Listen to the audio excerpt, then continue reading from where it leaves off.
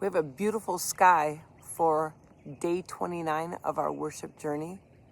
We're going to continue our discussion about God directing worship with the story that I told you yesterday that I had tried to find and couldn't. I talked to my husband and Jim. Jim has always been able to help me find verses when I'm looking for them, and he did it again. So today we're starting with the story in Joshua 8, starting in verse 30. Joshua is now leading the Israelites. Moses has died.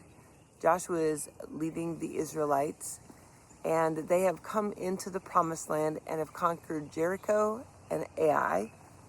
And this is what it says in Mount 30. Then Joshua built on Mount Ebal an altar to the Lord, the God of Israel, as Moses, the servant of the Lord, had commanded the Israelites. He built it according to what is written in the book of the law of Moses, an altar of uncut stones on which no iron tool had been used. On it they offered to the Lord burnt offerings and sacrificed fellowship offerings. There, in the presence of the Israelites, Joshua copied on stones the law of Moses which he had written.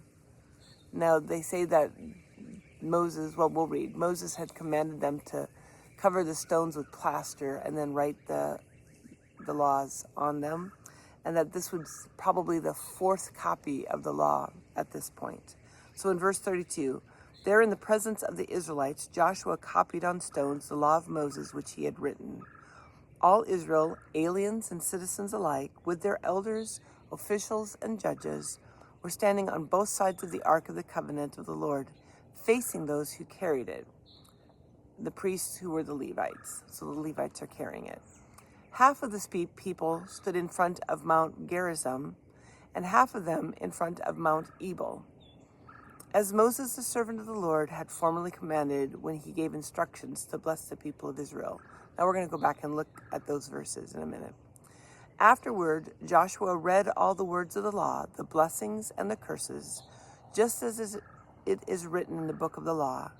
There was not a word of all that Moses had commanded that Joshua did not read to the whole assembly of Israel, including the women and children and the aliens who lived among them. So I wanted to take you back to the original places that Moses talks about reading this, that they are performing an act of worship that Moses instructed them to when he was still alive and before they had entered the promised land. So if you keep in mind what they're doing, you're going to hear it again in the stories, that they have one mount on one side of the valley and one mountain on the other. And there's half of the tribes of Israel by one mount. Here it says they're standing in front of it. Moses commanded to stand on top of it. I'm not exactly sure where they stood, but half of them are by one mount, half of them are by the other mount.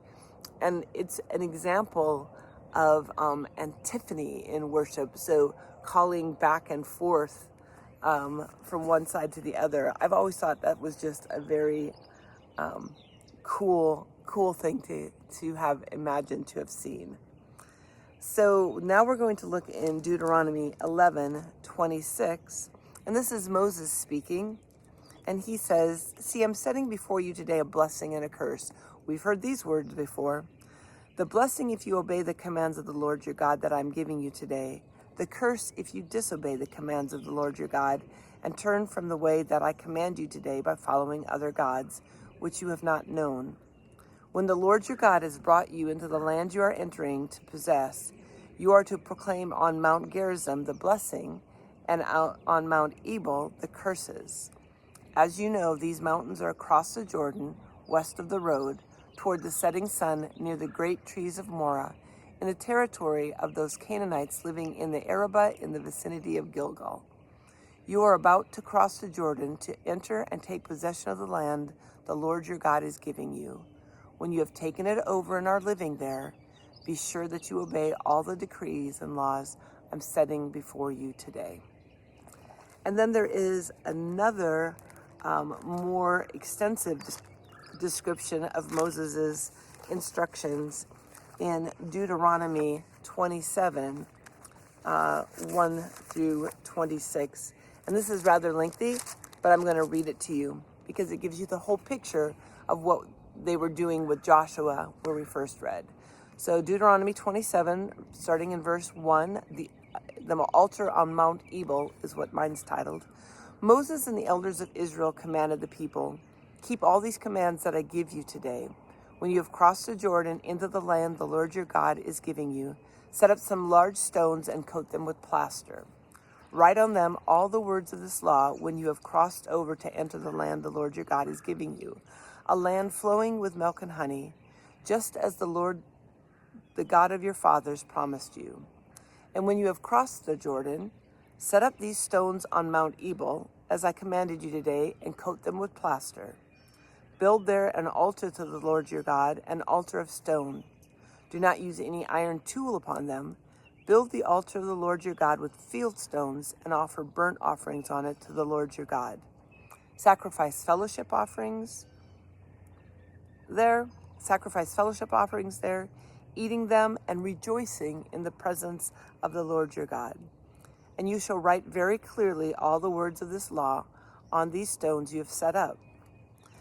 Then Moses and the priests, who are Levites, said to all of Israel, be silent, O Israel, and listen. You have now become the people of the Lord your God. You have now become the people of the Lord your God. Obey the Lord your God and follow his commands and decrees that I give you today. On the same day Moses commanded to the people, when you have crossed the Jordan, these tribes shall stand on Mount Gerizim to bless the people: Simeon, Levi, Judah, Issachar, Joseph, and Benjamin. And these tribes shall stand on Mount Ebal to pronounce curses: Reuben, Gad, Asher, Zebulun, Dan, and Naphtali. The Israelites shall recite to all the people of Israel in a loud voice, cursed is the man who carves an image or casts an idol, a thing detestable to the Lord, the work of the craftsman's hand, and sets it up in secret. Then all the people shall say, Amen. Cursed is the man who dishonors his father or mother. Then all the people shall say, Amen. Cursed is the man who moves his neighbor's boundary stone.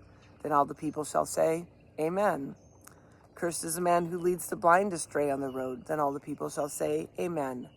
Cursed is the man who withholds justice from the alien, the fatherless, or the widow. Then all the people shall say, Amen. Cursed is the man who kills his neighbor secretly.